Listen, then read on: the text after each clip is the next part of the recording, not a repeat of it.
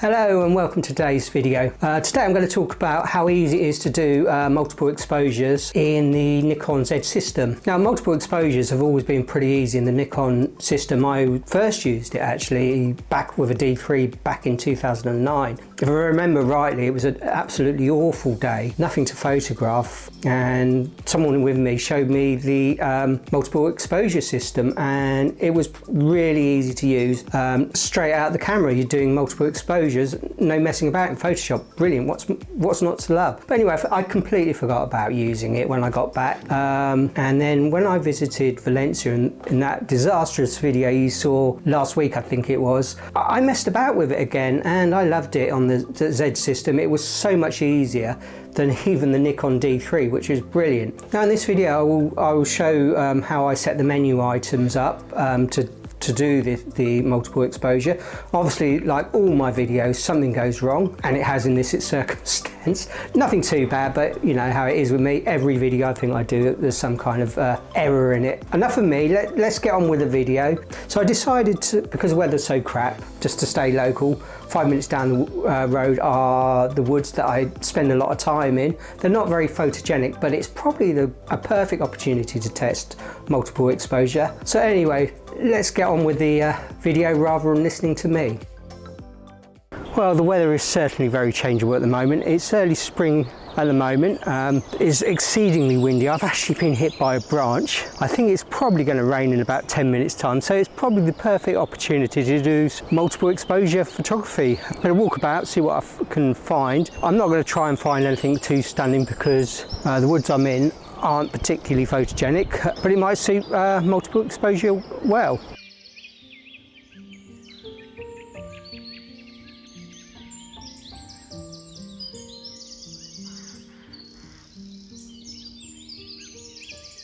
Anyway, I found the first area to shoot or to try out, and it's this group of trees just behind me. I'm going to talk you through how I set up the camera to do multiple exposure. So it's all done in camera, as I said. Don't really have to touch your Photoshop except if I want to adjust the levels and stuff like that. Anyway, so I'm going to show you on my camera.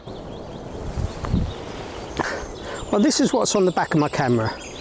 It's going to be my first multiple exposure. So what you need to do it in house, or in the camera, sorry, is press your menu button. Then you go down to the little camera icon and you select multiple exposure. Number of shots, I'm going to keep at 5. Then the multiple exposure mode, just go into that. Just make it sure it's on single. Say OK.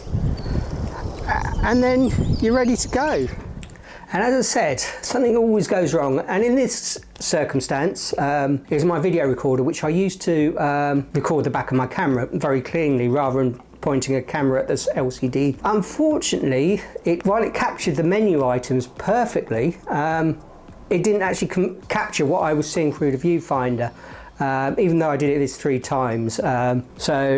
Which is a bit frustrating, but basically what happens is after you've set up the menu and you start composing your shot, you take a picture and it stays on the screen. So as you compose the next picture, you still see your previous one, and you can build layers up on top of each other and build it up from there. Now, other thing I haven't mentioned as I was doing that is the Nikon system can do in camera up to between 2 and 10 shots multiple exposure. So if you need more, you're going to have to go back to the old school method of using Photoshop.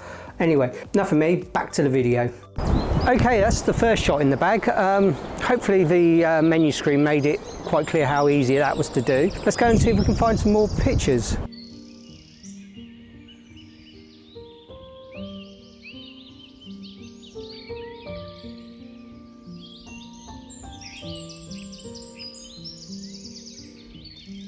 Oh man, I've seriously misjudged my footwear for today. Look at this.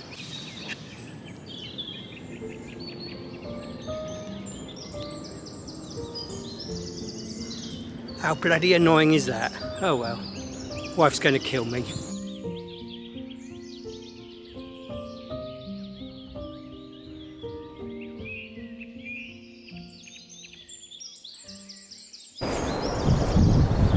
I'm having some great fun playing around with the multiple exposure. So far the weather has actually held, which is brilliant. I can't see on my screen how well they're turning out. Some of them look quite interesting, but I won't really know until I get back on the computer on a big screen and see what they look like, which I'll show you later in the video. Well, probably can't see this, behind me is a cell tower. Doesn't usually make a very good subject, but I think for multiple exposure we'll actually do quite well, which is good because there's not a lot else to photograph today. It's so windy, I'm actually worried that the sound isn't going to come out very well on this recording. Anyway, again, that's something I'm going to find out when I get back to my desk. I might have to over-record all the voiceovers and stuff.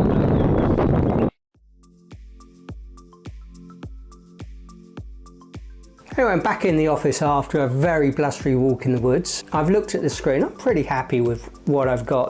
Considering the circumstances and how rubbish the weather are, I think I've got some nice abstract sort of photographs, and I think with a bit more experimentation I can make something a lot more special. And as I say, these are all in camera, so these are actually JPEGs, the finished, what comes out of the camera. So if you want to go further, the camera does actually keep the selection of RAWs, which you can then stack up in Photoshop as you would normally to create your image there, and you'd have more control. But it's so quick to do it straight out to the camera.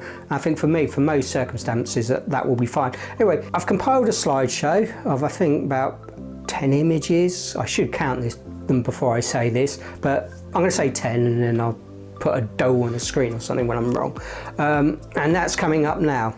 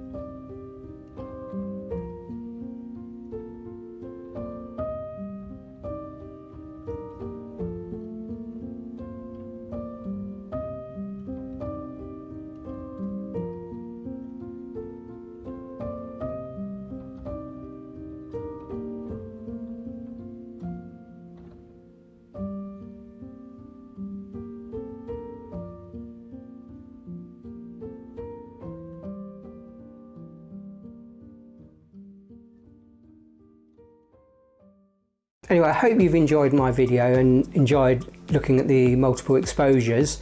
It's probably something you can experiment when the weather's off or you haven't got subjects to photograph. I noticed some of the subjects that I photographed weren't particularly photogenic, but they actually came out quite nice and abstract in multiple exposure. So maybe if you're in an area that isn't that great, try a multiple exposure out and see what results are. Anyway, that's enough from me for today. I hope you enjoyed the video. If you did, please like, comment and subscribe at the bottom.